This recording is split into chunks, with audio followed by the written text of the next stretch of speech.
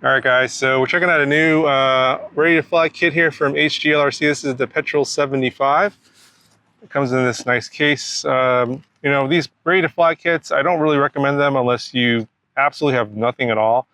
This is basically a complete kit. Comes with the drone, goggles, controller, all kinds of accessories, and of course batteries and a battery charger. And yeah, I'll show you here really quickly what all that stuff looks like coming out of the box. I'm just going to fly. I just charged up the battery. Everything should be bound up. I'm going to fly it basically like the way it came, like I do all these ready to fly. See what the out of the box experience is going to be like for first timers. You know, that's pretty important. You know, if it's we're going to require a lot of work to get this to get up and running. You know, it's obviously not a very good kit.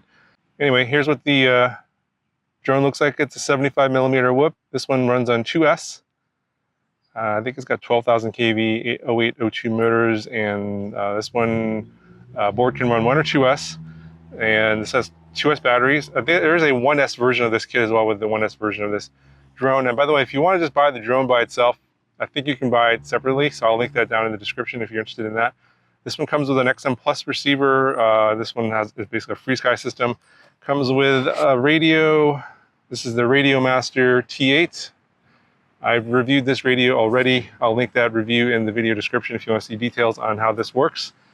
And these goggles look like, I think these are, yeah, there's a lot of these out here. There's no branding on here at all, but it looks like the Eachine VR09 goggles I reviewed a while back. I will link these, that review down in the description as well, if you want to see more details on that. But let's go ahead and hook up everything and we'll take it for a fly and we'll see how it does.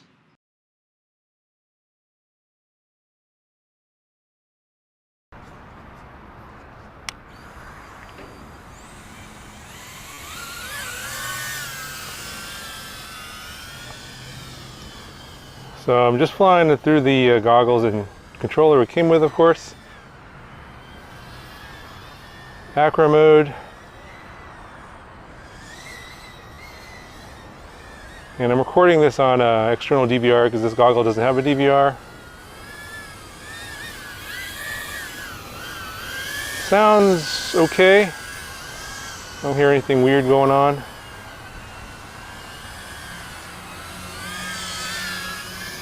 There's a little bit of wind up here. Oh, by the way, if you're wondering what happened, I was at the park and I was in there for about, I don't know, 10 seconds, and a whole bunch of people showed up. They wanted to have a picnic, so I decided just to leave.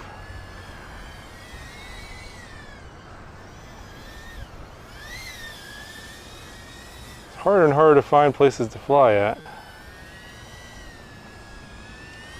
Let's see if I go down these stairs over here. So the reception's not so great behind me. Yeah, these are just the stock whip antennas, so you're not going to have great range with this one, but this is not for people that are flying far away.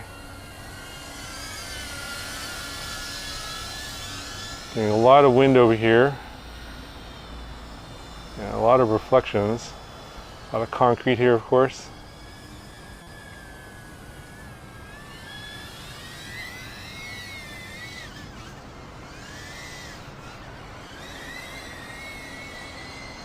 Not a ton of power.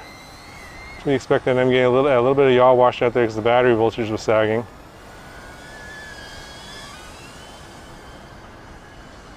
So, you know, again, I recommend this only if you're just starting out, don't have anything at all, and maybe just want to try out FPV, see if you like it or not.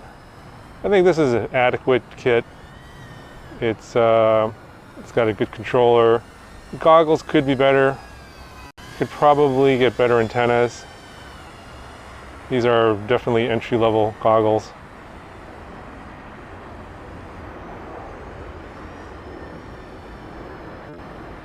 So you can definitely fly with these, but try and avoid concrete and metal. This receiver doesn't do so great with this kind of environment. So that park would be better, but yeah, couldn't fly there.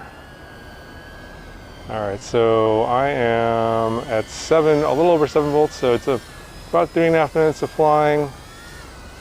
It's about normal for this setup here, about what I expect. So you can see it's got decent control. You can fly it even at the low end of the battery through these bars here on this railing, and the low battery warning is popping up. So go ahead and land it, and let me know what you guys think.